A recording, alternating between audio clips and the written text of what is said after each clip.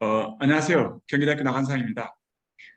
저희 소프트웨어 중심 대학으로 변화와 혁신 프로그램 중 하나인 제1차 K안전 세미나 시리즈 세 번째 시간입니다. 오늘 그 3주차 세미나는 네브라스카 주립대학교 교수님으로 계시는 윤종훈 교수님께서 모빌리티 모니터링 유징 웨어러블 센서스 주제로 말씀해 주시겠습니다. 질문사항은 채팅창에 올려주시면 고맙겠습니다. 교수님 부탁드립니다. 네, 나 교수님 감사합니다. 방금 소개받은 윤종훈이라고 합니다. 저는 경기대학교 전자계산학과 9공학번 졸업생입니다. 그래서 지금 이렇게 중요한 자리에 초대받아서 발표할 수 있게 해주신 권 교수님과 그 모교 교수님들께 감사드립니다. 저는 현재 네브라스카 주립대학교에서 일하고 있고요. 지금 한 20년 정도 네브라스카 주립대학교에서 일한 지 20년 가까이 되고 있습니다. 제가 오늘 발표할 연구의 주제는 웨어러블 센서를 이용해서 저희가 일상생활에서 접할 수 있는 문제들을 어떻게 해결할 수 있는가.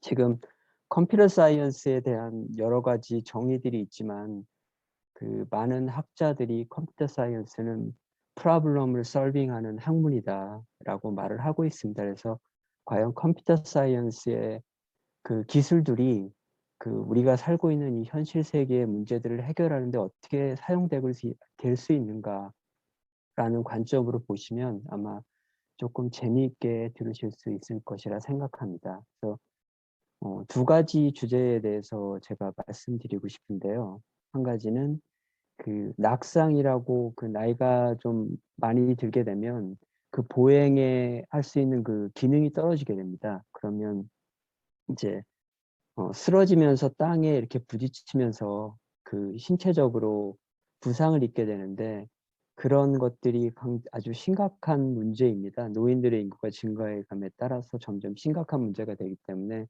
그런 거를 방지하기 위해서 어떻게 웨어러블 센서와 컴퓨터 사이언스의 분석 기술이 결합될 수 있는가 그거에 대해서 한 가지 말씀드리고요. 그 다음으로는 그 워커빌리티라는 개념이 좀 생소한 개념이기는 한데 그 미국에서 지금 현재 많이 연구되고 있는 개념이고요. 그 동네가 보행하기 아주 좋고 편안한 환경을 만들어지면 그거에 따라서 여러 가지 이득이 있습니다. 그래서 워커빌리티를 보행 편리성을 증가시키기 위한 것들을 연구하고 있는데 과연 그 웨어러블 센서를 이용해서 보행 편의성, 보행 용이성을 어떻게 측정할 수 있는가 그 두 가지의 주제를 가지고 오늘 발표를 하도록 하겠습니다. 그 첫 번째 주제는 제가 말씀드렸다시피 앞에서 낙상 방지를 위한 노인들의 보행 특성을 분석하는 것에 중점을 두었고요. 지금 이 제가 발표하는 그런 슬라이드에 담겨 있는 내용들은 지금 슬라이드에 보이는 그 저널에 나와 있습니다. 여기 맨 밑에 보시면 지금 센서스 저널에 올해 10월 달에 등재된 논문입니다. 그 논문에 보시면 자세하게 보실 수 있을 거고요.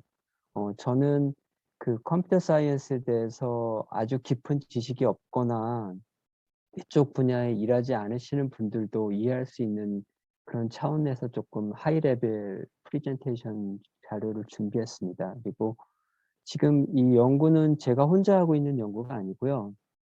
지금 브라이언 날이라고 바이오 메카닉스라는 그런 프로그램이 있거든요. 미국에는. 거기에 계시는 교수님, 그 다음에 바이오 스태티스틱스라고 한국말로는 생물 통계학이라고 하더라고요.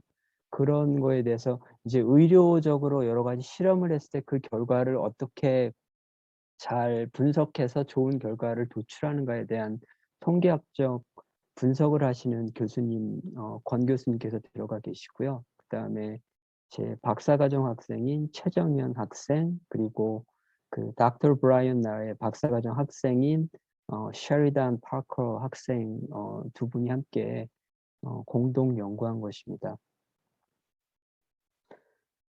우선 프로블럼에 대한 인트로덕션을 말씀드리면 그 노인 인구가 점점 증가함에 따라서 건강에 대한 관심들이 많이 증가했습니다. 그리고 노령화에 따른 신체적 변화에 의해서 균형감을 잃어버릴 수 있고 그 근육이 점점 줄어듦으로써 보행 능력이 감소하게 됩니다. 그래서 미국에 있는 통계 자료에 따르면 65세 이상의 노령 인구층에서 매년 3분의 1 정도가 낙상을 경험하는 것으로 조사되고 있습니다. 그리고 사실상 어마어마한 그 비용이 낙상에 대한 치료로 들어가고요. 많은 분들이 이제 완전 불구가 되는 낙상 이후에 그런 사고들이 많이 있습니다. 그래서 저희가 이 연구를 통해서 하고 싶은 부분은 보행 분석을 통해서 낙상의 위험을 미리 예측할 수 있으면 좋겠다. 그 어떻게 우리가 웨어러블 센서를 이용해서 보행 특성을 분석할 수 있느냐. 그런 거에 대해서 가장 중점을 둬서 연구한 결과입니다. 우선 문제점으로 따져본다면 지금 낙상에 대한 진료를 할 수 있는 그런 기관들이 대부분 대도시에 중심되어 분포되어 있습니다. 그래서 시골이나 뭐 도서민 같은 경우는 낙상 방지를 위한 제대로 치료나 이런 것들을 받지 못하는 상황입니다. 그래서 그런 분들, 소외된 분들을 어떻게 하면 우리가 멀리서 모니터링 할 수 있는, 텔리모니터링 할 수 있는 그런 방법이 있느냐.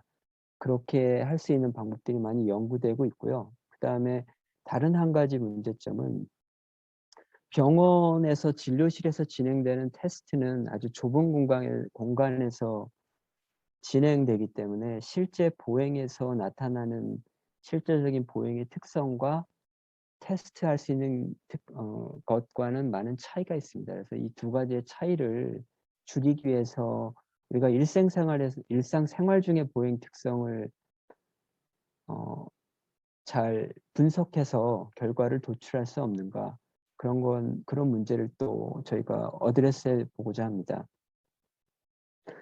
결국 이 연구의 목적은요, 일상생활 중에 걷는 부분, 그러니까 어르신들은 산책 같은 것도 많이 하시고 뭐 그런 액티비티들을 하시잖아요. 그래서 그런 중에서 보행의 특성을 웨어러블 가속도 센서를 통해서 측정해서 병원에 가지 않고 병원에서 수행되는 테스트들의 결과를 예측할 수 있는 모델을 만드는 데 있습니다. 그래서 저희는 여기서 턱 테스트라는 거에 대해서 저희 타겟 테스트로 결정을 했는데요. 지금 턱 테스트는 타임 업앤고 테스트를 턱 테스트라고 하는데요. 노인들의 균형 감각과 보행 능력을 평가하기 위해서 실제적으로 임상에서 많이 쓰이는 방법입니다. 제가 턱 테스트에 대한 유튜브에서 찾은 간단한 비디오를 플레이하면서 소리 없이 제가 약간 설명드리도록 하겠습니다. 지금 턱 테스트를 하기 위해서는 우선 이게 간단한 테스트인데 스탑워치, 시간을 잴 수 있는 기구가 필요하고요. 의자가 필요합니다. 그리고 시간을 재줄 수 있는 한 사람의 어시스턴트 할 수 있는 사람이 필요하고요. 3m 정도 앞에 되는 거리에 반환점을 표시합니다. 그래서 환자에게 의자에서 일어나서 반환점을 갔다가 다시 되돌아와서 의자에 앉으라고 요구하고 얼마의 시간이 걸리는가 측정하는 방법입니다. 되게 아주 단순한 테스트고요. 일반적으로 12초 이하의 모든 동작을 할 수 있는 사람들의 경우에는 보행에 큰 문제가 없다라고 결론을 내리고요. 만약에 14초 이상의 시간이 필요하다면 약간 그 낙상의 위험이 있다라고 평가하는 방법입니다. 물론 여러 가지 오차가 있지만 되게 단순하기 때문에 임상에서 아주 널리 사용되고 있는 방법이고요. 저희가 턱 테스트를 이 실험의 목적으로 결정한 이유는 첫 번째 널리 사용되고 있다는 거고요. 그 다음에 보행 능력을 평가하기 위한 마땅한 다른 대처 방안이 없습니다. 턱 테스트가 아마 가장 널리 보편적으로 사용되고 있는 방법인 것 같아서 논의 끝에 그쪽으로 저희가 연구 방향을 잡기로 했고요. 그래서 턱 테스트를 어떻게 가속도 센서를 몸에 부착해서 예측할 수 있는가, 그 첫 번째 문제와 그다음에 두 번째 문제는 만약에 예측 가능하다면 센서를 어디다 부착하는 것이 가장 효율적인가라는 이 두 가지 문제에 관해서 이 연구에서 알아보도록 하겠습니다. 이거 지금 다음 페이지로 넘어가겠습니다. 저희가 데이터 컬렉션은 바이오메카닉스 디파트먼트에 있는 교수님과 그 박사과정 학생이 주로 주도해서 했고요. 센서들은 다리의 양발을 위에 하나씩, 그 다음에 종아리 부분에 하나씩, 그 다음에 허벅지에 하나, 그리고 지금 사진에는 정확히 안 나왔는데 예, 등 뒷부분에 하나 이렇게 부착해서 실험을 진행하였습니다. 근데 저희가 사실상 사용한 센서는 등 뒤에 있는 센서 그리고 발에 있는 센서, 이 세 가지 센서만 가지고 이 실험에 비교 분석하였습니다. 그리고 데이터 컬렉션을 한 실험에 참석한 참석자들의 대상들의 프로필은 이 표에서 보실 수 있는데요. 나이는 68세를 조금 넘는 분과 조금 안 되는 분, 보통 70세 이하의 분들이 많이 참석해 주셨고요. 키, 몸무게 뭐 이런 여러 가지 정보들이 나와 있고요. 저희가 여러 가지 센서, 7개의 센서를 사실상 사용했지만 이 실험의 주된 분석의 대상은 그 골반 위에 부착한 펠비스 센서와 발 위에 부착한 2개의 센서, 이 세 가지를 가지고 실험했습니다. 그리고 턱 테스트 이외에도 6분 동안 바깥에서 그 사이드웍에서, 그러니까 인도에서 보행하는 거를 가속도 센서를 통해서 측정하였고요. 그 다음에 3분 동안 그 트레드밀에서 걷는 거를 또 측정했습니다. 그리고 턱 테스트는 처음 하시는 분이 있기 때문에 2번 테스트를 측정해서 가장 좋은 값을 실험 값으로 사용하였습니다. 지금 보행이라는 게 되게 사이클릭한 이벤트입니다. 주기적으로 반복되는 그런 이벤트죠. 그러니까 지금 이 그림을 보면 오른쪽 발이 우선 땅에 지면에 닿고 사람의 몸이 이제 그 앞으로 조금 이동하죠. 보행의 목적은 앞으로 이동하는 곳에 있으니까요. 그리고 몸이 완전히 이동할 동안 다른 쪽 발이 땅을 짚고 그 다음에 왼쪽 발이 다시 다음 스텝으로 이동하는 이런 사이클릭한 동작을 반복하게 됩니다. 그래서 여러 가지 중요한 부분들이 있지만 저희가 중점적으로 디텍트 하려고 노력했던 부분은 이 힐 스트라이크 부분입니다. 그러니까 발이 지면에 닿는 그 순간이 가장 디텍트하기 쉽기 때문에 그 순간을 그 키포인트로 삼았고요. 지금 이거는 엑셀레이션 데이터 힐 스트라이크 부분에 보면 지금 약간 화면에 잘 안 보이실 수 있는데 스파이크가 크게 올라오는 그래프에서 이 높게 올라오는 부분 볼 수 있고요. 또 다음 부분에서도 스파이크가 높게 올라오거든요. 그래서 그런 부분을 디텍트하면 사이클을 쉽게 결정할 수 있기 때문에 그렇게 하였습니다. 우선 엑셀레이션 가속도 센서를 통해서 그 가속도의 변화를 계속 모니터링 하는데 사람마다 다 개인적인 특성이 있기 때문에 키가 다르고 뼈의 길이가 다르고 그 근육의 양이 다르고 하기 때문에 걸음걸이의 모양이 형태가 조금씩 다릅니다. 지금 4명의 걸음걸이 형태를 지금 예로 보여주고 있는데 이런 것들을 그 한 포인트당 한 1초당 저희가 100번의 샘플링을 하는데 그럼 데이터 사이즈가 엄청 커지고요. 그러면 결과적으로 저장하기도 힘들고 비교하기도 힘들고 분석하기도 어렵게 됩니다. 그래서 이 그래프의 특성을 잘 나타낼 수 있는 그런 숫자를 표시하는 방법을 찾는 것이 결국 게이트 피처를 찾는 방법인데요. 그러니까 이런 그래프에서 나온 특성의 기초에서 어떤 숫자적으로 표현할 수 있는 그런 것들이 결국 게이트 피처라고 생각하시면 됩니다. 그래서 숫자적으로 표현하면 비교해서 어떻게 변화됐는지 다른 사람과 다른지 쉽게 분석할 수 있기 때문에 숫자적으로 표시하는 방법이 널리 게이트웨이 어널리시스에 이용되고 있습니다.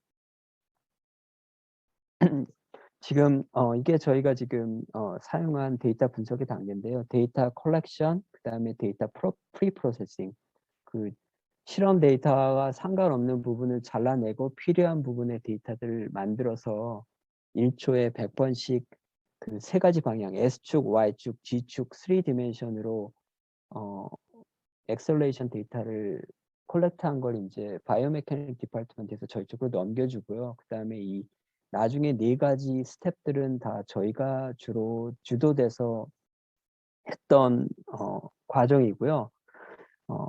걸음의 스텝이라는 그 힐 스트라이크 부분을 찾아서 그 사이클릭 이벤트를 이제 조금한 단위로 나눠 놓습니다. 그리고 그 하나의 스텝에 대해서 숫자로 표현할 수 있는 피처들을 찾아내고요. 그다음에 그 피처들을 이용해서 저희가 프레딕션 모델을 트레이닝합니다. 그래서 프레딕션 모델을 구축하고 예측 모델을 구축한 다음에 나중에 또 남겨놓았던 그 테스트 데이터를 가지고 그 턱 스코어를, 턱 테스트의 결과를 제대로 예측할 수 있는지 확인하는 과정, 이런 과정을 통해서 실험을 진행하였습니다. 스텝 리코그니션은 지금 이 그래프는 좀 잘 보이네요. 그래서 쉽게 이해하실 수 있겠지만 지금 골반 뒤에 부착된 센서는 그 스파이크가 높게 튀어오는 경향이 있거든요. 그래서 그거를 이용해서 쉽게 버티컬 무브먼트를 이용해서 쉽게 캡처링 가능하고요. 풋 센서, 그러니까 발에 붙어 있는 센서들은 수직적인 움직임보다는 상하의 움직임이 더 쉽게 디텍트할 수 있습니다. 왜냐하면 그 스윙 스텝이라고 하죠. 발이 이렇게 앞으로 움직이다가 땅에 닿는 순간 갑자기 정지하게 되죠. 그럼 디엑셀레이션이 심하게 일어나기 때문에 그 엑셀레이션과 디엑셀레이션의 변화가 가장 쉽게 디텍트되는 것이 결국 전후방의 가속도거든요. 그래서 풋 센서 같은 경우는 발에 부착된 센서들은 전후방의 가속도를 이용해서 스텝을 디텍션했습니다.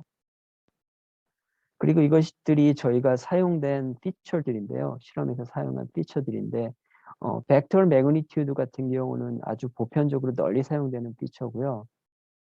그다음에 스텝 타임 같은 경우도 아주 많이 사용되는 피처입니다. 그러니까 첫 발이 땅에 닿은 후부터 다음 발이 땅에 닿을 때까지의 시간이 얼마나 필요한가. 보통 건강한 사람들은 0.4초에서 0.5초 정도의 시간이 걸립니다. 그래서 그 시간들을 계속 매절해서 측정해서 어떻게 변화하는가, 왼쪽 발과 오른쪽 발이 서로 비슷한가, 뭐 이런 것들을 다 종합적으로 비교 분석합니다. 피처에 관한 자세한 설명은 시간 관계상 하지 않고 넘어가도록 하겠습니다. 사실상 제 발표를 이해하는데 자세하게 이해하실 필요는 없습니다. 그래서 저희가 우선 기본 피처들 앞에서 보여드린 테이블에서 보여드린 20개의 기본 피처들을 가지고요. 그거를 왼발과 오른발이 서로 대칭되는가, 얼마나 비슷한가에 대한 시메트리시티라는 한쪽 방법으로 익스텐션 하고요. 그 다음에 그 이전의 스텝과 다음의 스텝이 얼마나 흡사한가, 그 가변성이죠. 보행의 가변성을 가지고 또 연구를 진행하였습니다. 그래서 지금 20개의 피처가 있었는데 지금 하나, 둘, 세 가지의 캐테고리로 익스텐션해서 총 60개의 피처를 가지고 분석을 진행했습니다. 그리고 데이터를 분석하기 전에 노멀라이제이션을 실시하였고요. 노멀라이제이션은 당연히 해야 되는 스텝이고요. 스텝 타임 같은 경우는 그 가능한 범위가 보통 0.3초에서 0.5초, 0.6초 정도 되는데 어떤 엑셀레이션 값들은 지금 테이블에서 보실 수 있듯이 30이 넘어가는 값들이 있습니다. 그래서 이거를 노멀라이제이션 하지 않고 그냥 집어넣으면 값이 큰 그런 피처들이 더 도미넌트한 더 많은 영향을 주게 됩니다. 그래서 그 피처들을 다 노멀라이제이션해서 같은 값의 범위를 가질 수 있도록 바꿔서 피처들을 노멀라이제이션하는 스텝을 가졌고요. 그 다음에는 이제 60개나 되는 피처를 다 이용해서 모델을 만들면 오버피팅이라는 프로블럼이 생기게 됩니다. 완전 모델이 데이터에 너무 디펜던트한, 데이터가 바뀌면 모델이 이상한 값을 나타내는 그런 잘못된 모델이 만들어질 수 있습니다. 그래서 60개의 데이터 피처 중에서 일래스틱 넥이라는 그 스태티스티컬 어널리시스 하는 기법을 이용해서 피처의 숫자를 더 줄였습니다. 그리고 저희가 총 37명의 데이터를 컬렉션 했는데 그중에 25명의 데이터는 지금 모델을 구현하는 데 이용했고요. 나머지 12명의 데이터는 나중에 검증하는 데 사용하기 위해서 남겨두었습니다. 25명의 데이터와 12명의 데이터는 지금 랜덤하게 선택했기 때문에 무작위로 추출했기 때문에 100번이라는 주기적인 반복을 통해서 데이터가 특정 데이터가 선택돼서 모델에 영향을 미치는 걸 최소화하기 위해서 100번 반복해서 이 세 가지 그 모델의 정확도를 측정하는 기법을 이용해서 비교 분석하였습니다. 저희가 사용하는 방법 중에 이거 두 가지 파라미터가 중요한데요. 그냥 그래프 사용으로 간단하게 말씀드리면 최저값을 갖는 부분이 어디인가, 거기에 필요한 람다 값과 좀 파라미터들을 세팅하는 과정입니다. 풋센서에 보시면 이 부분이 마이너스 2에 근접한 부분이 최저값이 됐고요. 골반 센서 같은 경우는 마이너스 1 부분, 그리고 두 개를 합쳤을 경우에는 마이너스 1에 가까운 부분이 최저값을 가지게 됐습니다. 그래서 그런 값들을 가지고 테스트를 100번 동안 반복해서 같은 피처가 얼마나 자주 선택되는가, 100번의 테스트 중에서. 그래서 가장 많이 테스트된 거는 100번 동안 사용된 피처들도 있고요. 밑으로 갈수록 점점 숫자가 줄어드는 걸 보실 수 있죠. 저희가 발에 부착한 센서만 가지고 있을 때는 100번이 가장 많고요. 그 다음에는 점점 줄어들고, 그래서 피처들을 우선 순서대로 나열하였습니다. 중요도에 따라서요. 많이 선택되면 더 중요하다라는 그런 생각을 가지고 그렇게 했고요. 그리고 12명의 테스트 데이터셋을 미리 선택해 두었던 12명의 테스트 셋을 가지고 100회를 반복해서 지금 이 데이터 에러를 프레딕션 에러를 계산할 수 있는 모델을 가지고 세 가지 모델을 가지고 측정하였습니다. 그러니까 저희가 프레딕션 에러가 한 1.3초, 1.1초, 0.9초 이 정도의 프레딕션 에러가 나왔습니다. 그래서 이거를 더 줄이기 위해서 또 추가적인 프로세싱을 한 부분을 또 소개해 드릴 거고요. 이 정도면 사실상 상당히 좋은 결과라고 할 수 있습니다. 다른 테스트들은 보통 2초 이상의 애큐리시의 프레딕션을 가능하다는 걸 보여줬거든요. 그래서 저희가 모델을 어떻게 하면 더 정확하게 예측도를 높이고 더 트러스터블한 모델을 만들 수 있느냐, 그런 거에 대한 고민을 했고, 결국 바이오스태티션과 상의한 결과 리치 리그레션을 해서 한번 모델을 더 정교하게 만들어 보자. 그래서 리치 리그레션을 사용했습니다.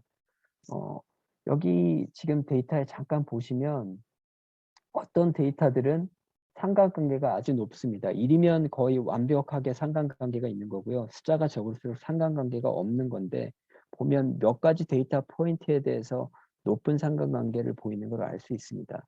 그러면 높은 상관관계가 있는 데이터가 많이 들어가 있으면 같은 것이 더 많은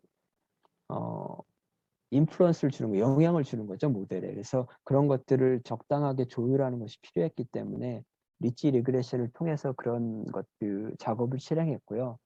지금 리치 리그레션을 하는 방법은 저희가 리니어 모델을 구축했을 때 그 예측력과 설명력을 높이기 위한 정교화의 기법이라고 생각하시면 됩니다. 그래서 방법으로 AIC와 BIC라는 두 개의 펑션을 이용해서 그 값들을 최소화시킬 수 있는 것이 베스트 모델이다라는 게 리치 리그레션의 기법이고요. 저희가 이제 그 앞에서 100번의 테스트를 통해서 중요한 피처들을 선택을 했는데 그걸 하나씩 넣어가면서 언제 그 AIC와 BIC 값이 최소값이 되는가를 측정하였습니다. 그래서 지금 발에 부착한 센서의 경우에는 5개일 때가 가장 최소값이 된다라는 결론을 얻었고요. 골반에 부착한 센서일 경우에는 4개일 때가 가장 좋은 AIC와 BIC 값이 최소값이 된다. 그리고 만약에 2개의 센서를 합해서 어널리시스 할 경우에는 11개의 값일 때 AIC와 BIC 값이 가장 적다. 그러니까 베스트 모델은 5개의 피처를 사용할 때 풋 센서, 펠빗 센서는 4개의 센서를 사용할 때, 피처를 사용할 때 2개를 합쳤을 경우에 11개의 피처가 선택됐을 때 가장 액큐리시가 정확한 모델이 나온다라는 결론을 얻었고요. 그래서 똑같은 방법으로 100회의 반복을 통해서 다시 선택된 베스트 모델로 정확도를 측정하였습니다. 앞에 표와 비교해서 조금 더 발전된 거를 볼 수 있으시죠. 앞에 저희가 테스트할 때는 1.3초 정도의 차이가 있었는데 1.1초에서 뭐 모델에 따라 다르지만 0.9초 정도의 차이를 보이는 거를 알 수 있습니다. 그래서 지금 리치 리그레션을 통해서 모델을 조금 더 정확도를 높이는 작업을 수행하였고요. 그 다음에 이거는 과연 저희가 사용했던 리치 리그레션 모델이 과연 베스트 모델인가 프레딕션 상으로. 그래서 지금 프레딕션 에러를 피처의 숫자에 따라서 비교했습니다. 그래서 발에 부착한 센서일 경우는 5개가 가장 좋은 결과가 나왔죠. 앞에 어널리시스에서 저희가 실험한 결과에도 발에 부착한 센서일 경우는 5개가 최적화된 가장 작은 에러의 결과를 보여줬고요. 골반에 부착한 센서는 대부분 4개의 경우가 최적화된 결과를 보여줬는데 어떤 경우는 4개가 아닌 경우도 있었습니다. 그 경우가 지금 여기 보이죠. MAP로 측정했을 때 사실상 8개의 피처를 사용했을 때가 가장 최소의 에러를 보여줬는데 베스트 모델의 값과 큰 차이는 나지 않았습니다. 그리고 2가지를 다 합쳤을 때는 원래는 11개일 때가 가장 최고의 결과값을 보여준다는 게 베스트 모델의 결과였는데 실제적인 테스트를 다시 해본 결과는 10개일 때가 최고의 결과를 보여줬습니다. 그러니까 큰 차이는 없다는 거죠. 베스트 모델과 저희 지금 데이터를 가지고 모든 것을 트라이 해봤을 때 큰 차이가 없어서 저희가 베스트 모델이 어느 정도는 신뢰성이 있다라고 그렇게 결론을 내렸습니다. 저희가 지금 이전에 보여드린 결과들은 지금 1초, 1.1초에서 0.8초 뭐 그 정도의 에러가 있는데 다른 연구에서의 결과들은 훨씬 더 높은 에러를 가지고 테스트했습니다. 그래서 뭐 골반 골절인 경우에는 3초 정도면은 충분히 미니풀하다, 의학적으로 충분히 중요하다라고 결론이 도출됐고요. 약간 호흡기성 질환이 있는 어르신들의 경우에는 2.68초 정도의 차이면 죄송합니다. 감지 가능한 변화의 양이다라는 그런 결과가 있는데 저희가 도출해낸 결과는 그것보다 훨씬 더 작은 결과이기 때문에 작은 보행의 변화도 저희가 시도한 방법으로 감지할 수 있다라는 그런 결론을 얻었습니다.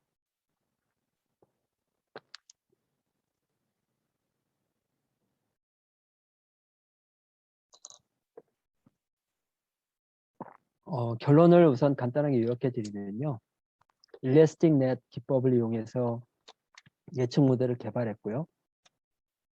턱 테스트의 결과를 예측하기 위해서 여러 가지 옵션을 센서에 부착 방법을 고려했는데요. 다리에 부착하는 게 가장 예측력이 좋았습니다. 근데 문제는 불편하죠. 다리에 센서를 달고 있으면. 그래서 저희가 레코멘드 하는 방법은 골반 뒤쪽에 센서를 부착하는 것입니다. 앞에서 보시면 지금 골반에 부착했을 때와 다리에 부착했을 때와 큰 차이가 없습니다. 어떤 경우에는 골반이 더 좋게 나오기도 하고요. 그래서 착용의 편의성을 고려해서 골반에 센서를 부착하는 것을 저희는 레코멘드 하고요. 저희 연구 결과의 그 제안이라고 하면 상대적으로 건강한 성인들, 물론 65세 이상의 성인들이 참석했지만 대부분 보행에 큰 문제가 없는 성인들이 실험에 참석했기 때문에 실질적으로 보행에 아주 어려운 문제가 있는 그런 성인들이 참석하면 좋은데, 이게 그 지원자들이 그런 분들은 지원을 안 하시기 때문에 좀 어려움이 있습니다. 그리고 데이터 샘플 사이즈가 좀 적다는 문제가 있습니다. 다음에 더 큰 그랜트를 받게 되면 100명, 200명의 환자들을 가지고 데이터를 하면 더 좋은 결과를 얻을 수 있지 않을까 생각하고요. 두 번째, 남은 15분의 시간 동안은 두 번째 저희가 하고 있는 프로젝트를 말씀드리겠습니다. 이거는 지금 현재 진행 중인 프로젝트고요. 지금 이 프로젝트는 지금 도시계획을 전공하시는 남현우 교수님과 함께 코워크하고 있고요. 제 석사과정 학생, 그리고 제 학사과정에 같이 일하는 학생, 이렇게 저와 함께 일하고 있는 프로젝트입니다. 그 워커빌리티라는 단어가 분명 생소하실 것 같아서 간략하게 말씀드리면, 보행 친화도나 보행 적합도를 보여주는 지표입니다. 그래서 워커빌리티가 좋으면 여러 가지 따라오는 이득이 있는데요. 사람들이 많이 걸어 다니면 그 동네 사람들이 결국 비만이나 당뇨병이나 심장병에 걸릴 위험이 훨씬 더 적어진다는 연구 결과가 있습니다. 그리고 사람들이 많이 걸어 다니면 아무래도 자동차를 이용하지 않고 가까운 거리를 걸어 다니기 때문에 자동차의 사용을 줄일 수 있고요. 결과적으로 CO2의 배출량이나 차량 정체가 줄어들게 되고, 그다음에 보행자와 추돌 사고가 또 훨씬 줄어드는 그런 장점이 있습니다.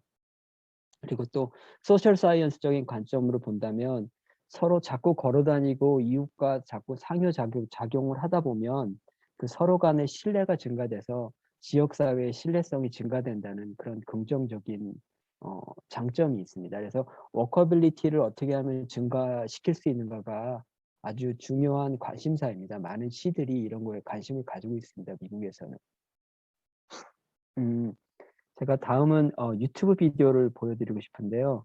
저랑 같이 연구하시는 남 교수님의 지금 유튜브 비디오에 나오는데, 그 전통적인 보행성 평가 방법이 어떻게 되고 있나 잠시 보도록 하겠습니다.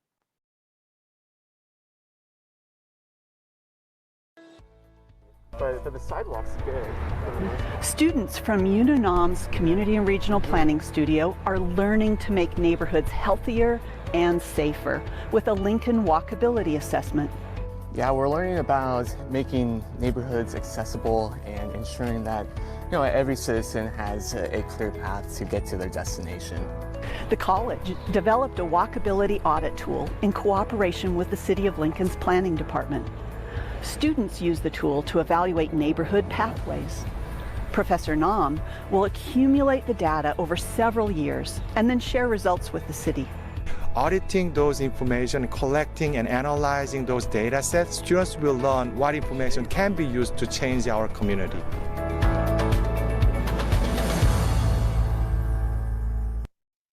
지금 보신 짧은 비디오 클립에 학생이 설문지를 가지고 걸어 다니면서 눈으로 보면서 이렇게 체크하는, 그게 전통적인 보행 평가의 방법입니다.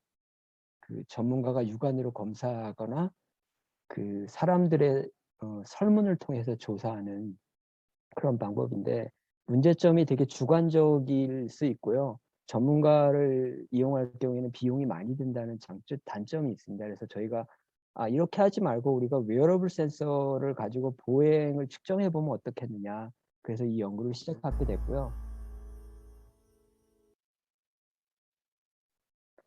지금 연구의 목적은 웨어러블 센서를 통해서 보행의 편의성을 측정하는 것이 연구의 목적입니다. 그래서 지금 1단계의 목적은 우리가 보행 분석을 해서 쾌적한 보행 환경과 쾌적하지 못한 보행 환경을 구분하기 위한 모델을 우선 만들어 보자.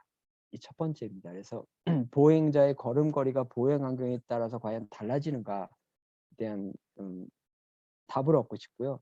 보행 환경에 따라 변하는 보행자들의 공통적인 특징은 무엇인가? 어떤 식으로 변화하는가? 그리고 이런 것을 식별하기 위해서는 어떤 게이트 피처들을 사용해야 하는가? 그런 문제를 가지고 연구를 진행 중에 있습니다. 지금 저희가 인위적으로 보행 환경을 좀 나쁘게 만들어서 아주 보행하기 좋은 인도에서 실험하였고요. 그래서 좁은 보행로도 만들어 놓고 잔디밭으로 보행해야만 하는 상황도 만들어 놓고 큰 방해물들을 만들어 놔서 넘어갈 수밖에 없는 상황도 만들어 놓고 그다음에 그 도로와 인도를 왔다 갔다 하는 그런 보행도 하는 구간도 만들어 놓고 작은 돌이나 나무 부스러기 같은 걸 통해서 보행을 좀 방해를 주는 그런 여러 가지 환경들을 만들어서 실험을 진행했고요.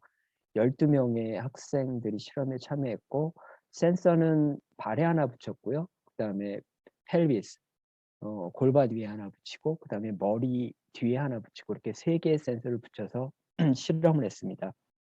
그리고 보행 시간은 대략 한 10분 정도 왕복하는데 10분 정도 걸립니다. 그러니까 저희가 100번의 샘플을 하니까 총 60,000 샘플을 하고요. 이건 지금 제가 일하고 있는 단과대학의 세틀라이트 픽처인데요. 인공사진인데 지금 보행은 이 위쪽부터 이렇게 왔는데 지금 빨간 것으로 표시된 부분들은 저희가 인위적으로 변화를 준, 방해를 준 부분들이고요. 이 주황색으로 표시된 부분들은 정상적인 아주 보행하기 좋은 환경의 그런 구간들입니다. 그래서 데이터 컬렉션을 했는데 제가 잠시 비디오를 하나 보여드리도록 하겠습니다. 지금 그거를 시어를 해드릴게요. 지금 제 학생 이시도라는 학생이 지금 걸어가고 있는 거 비디오 보이시죠? 지금 이렇게 지금 보행 환경이 좋은 구간을 걸어가고요. 조금 돌려서 이제 아주 좁은 공간, 쓰레기통으로 저희가 보행하는 길을 막아놔서 그 안으로 들어가는 그런 구간도 있고요. 다음에 좋은 구간을 또 지나면 잔디밭을 통해서 걸어가야 하는 구간도 들어있고요. 그 다음에 다시 좋은 구간으로 돌아와서 보행을 하다가 이제 여러 가지 훌라후프나 뭐 그 박스 이런 거로 보행자가 넘어가야만 하게 만드는 그런 보행 환경을 구성했고요. 그리고 다시 좋은 구간이 연결되고요. 그 다음으로는 이제 파킹랏과 주차장과 인도를 왔다 갔다 해야 하는 그런 환경을 한번 만들어 봤습니다. 보행자들에게 그렇게 부탁을 한 거죠. 그리고 그 구간이 지나면 좋은 보행 환경이 나오다 이제 앞에 보시면 이제 나무 가지들 같은 거나 작은 돌들이 길에 뿌려 있는 걸 보실 수 있습니다. 그런 보행 환경을 지나서 다시 이제 좋은 보행 환경이 다시 지나면 시작되고요. 그래서 끝까지 가면은 이제 거기서 다시 돌아서 다시 이제 반대 방향으로 오는 그런 실험을 했습니다. 다시 제 슬라이드로 돌아가도록 하겠습니다. 저희가 데이터 프로세싱한 스텝은 앞에와 다름이 없고요. 스텝 디텍션 우선 먼저 했고요. 이전에 한 것과 똑같이. 그래서 이제 피처들을 뽑아냈고 피처 셀렉션 알고리즘을 통해서 상관관계가 높은 것들을 선별하였습니다. 지금 이게 선택된 피처들이고요. 지금 시간 관계상 조금 빨리 진행하겠습니다. 셀렉된 피처들 지금 여기 보이고요. 스트라이드 타임하고 vertical acceleration의 평균값, 그러니까 상하 액셀레이션의 평균값, 그 다음에 왼쪽 발이 다음 왼쪽 발이 또 닿을 때까지 시간이 얼마나 걸리냐, 그 두 가지가 아주 큰 상관관계를 나타냈고요.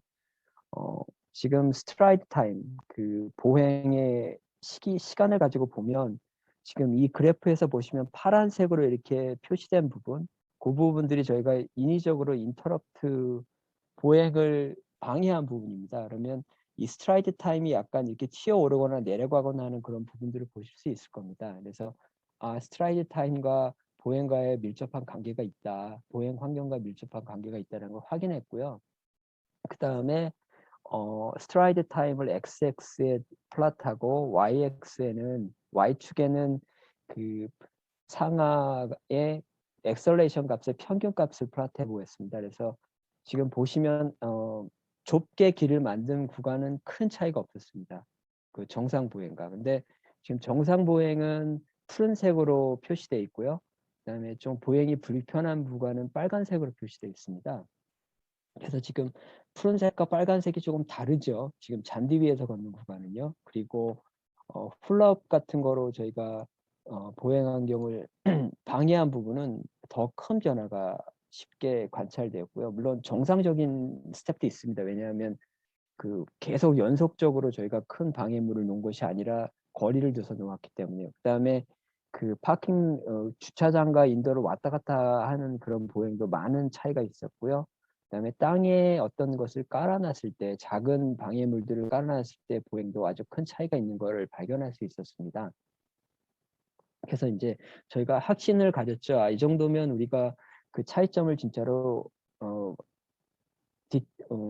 감지할 수 있는 모델을 만들 수 있겠구나. 그래서 저희가 클래시컬 머신러닝 알고리즘들을 사용했습니다. 이건 뭐 여러 가지 스터디에서 사용되는 아주 커먼한 셋이고요.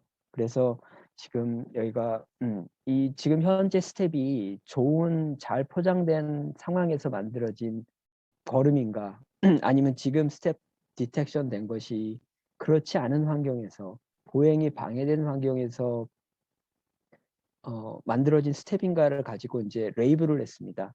제로인 경우 굿, 원인 경우 배드 이런 식으로 해서 시스템을 트레이닝했습니다. 그래서 지금 얘가 AI 클래시피케이션 알고리즘들이고요. 127개의 피처를 저희가 사용했는데 다 사용했을 때는 이 부분은 당연히 오버피팅의 프로블럼이 있습니다. 그 데이터가 숫자는 적은데 피처는 아주 많죠. 그래서 어쨌든 88%부터 뭐 적을 때는 66%까지의 그 프레딕션 애큐리시가 있죠. 그러니까 50%가 랜덤이 선택하면 50%가 나와야 되는데 지금 이런 그렇게 아주 좋은 숫자는 아니죠. 어떤 클래시파이어는 좋은 결과를 보이고 어떤 클래시파이어는 좀 나쁜 결과를 보이고 그런데요.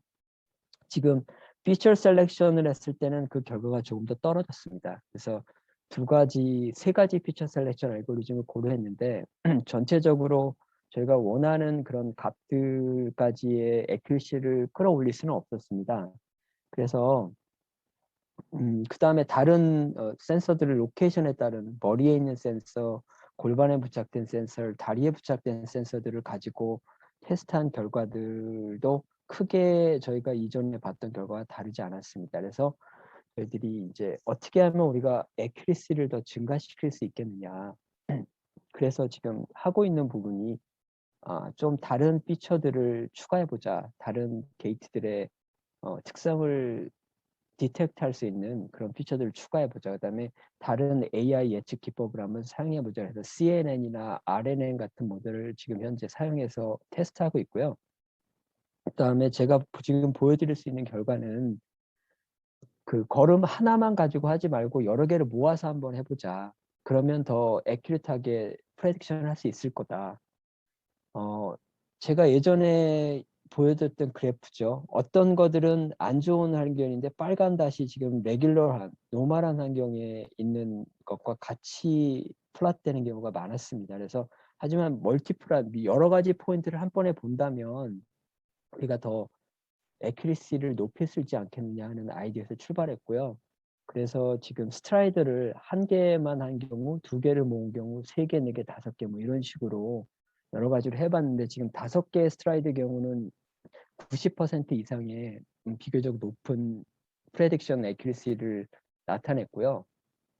그래서 이런 시스템을 좀 포스트 프로세싱과 다른 AI 프로세싱 방법을 결합해서 조금 더 정확한 예측 모델을 만드는 그런 쪽으로 계속 연구를 진행하고 있습니다. 그래서 저희가 두 번째 프로젝트에서 알 수 있었던 거는 쾌적한 보행 환경과 그렇지 못한 보행 환경은 웨어러블 센서를 통해서 구분할 수 있다. 결과적으로 그 보행 환경을 측정하는데 웨어러블 센서를 사용할 수 있다라는 거에 대해서 어느 정도 확신이 들었고요.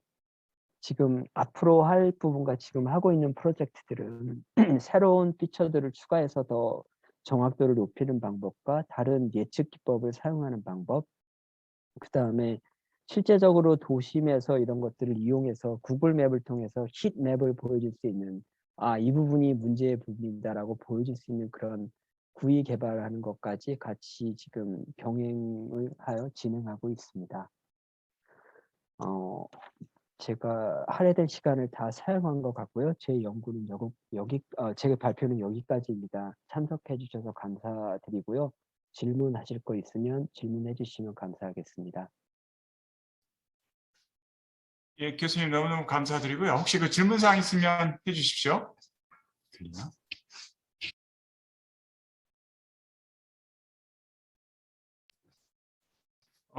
질문이 없으시면 제가 질문을 하나 드릴게요. 지금 교수님께서 웨어러블 센서를 이용해서 이렇게 이 연구를 하시는 것들이 되게 특히 이제 그 걸음걸이 측면에서 그 센서를 부착해서 그 센서에 의해서 나온 데이터들을 분석을 하고 거기에 맞춰서 이제 특이점이라든가 이제 정상적인 어떤 점들을 다 분석하면서 어떤 새로운 어떤 그 해결책들을 찾아내는 어떤 그런 과정들이 너무너무 이 학부생들이 석박사 진학이나 또는 이제 기업에 들어가서 되게 도움이 많이 될 것 같다는 생각이 우선은 들고요.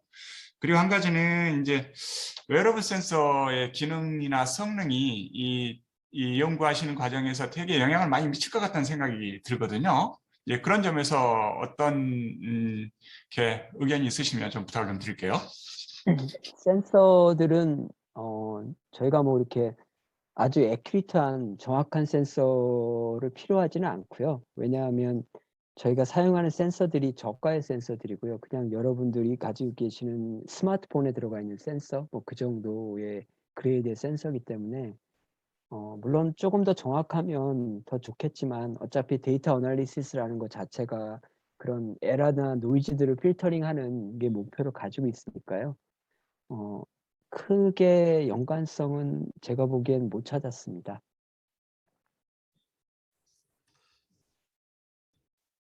예, 저도 두 가지만 좀 질문을 좀 드릴게요. 너무 또 재미있는 주제, 또 잘 이렇게 차분하게 전달해 주셔서, 저는 이쪽 분야는 아니지만 되게 이해하기가 용이했던 것 같습니다. 감사를 드리고, 아까 첫 번째 그 턱 테스트 했었잖아요. 예. 저도 이제 지금 90세 그 노모를 집에서 모시고 있는데, 제일 걱정이 이 새벽 시간에 화장실 갔다가 오시면서 넘어지지 않을까. 늘 그게 사실 되게 불안하거든요. 또 그런 그 낙상 그 사고들이 굉장히 많아서, 이렇게 대퇴부 뭐 골절이나 이래갖고, 집에서 더 이상 못 모시고 요양원에 보내드리는 그런 친구들을 주위에 너무 많이 봤는데, 제 질문은 지금 했던 턱 테스트는 되게 좀 심플했던 것 같아요. 이런 것들의 그 향후 이렇게 확장 계획을 한번 좀 듣고 싶습니다. 예. 아주 날카로운 질문이신데요, 권 교수님. 저희가 턱 테스트를 타겟으로 삼았던 이유는요, 가장 범용적으로 쓰이는 테스트였기 때문입니다.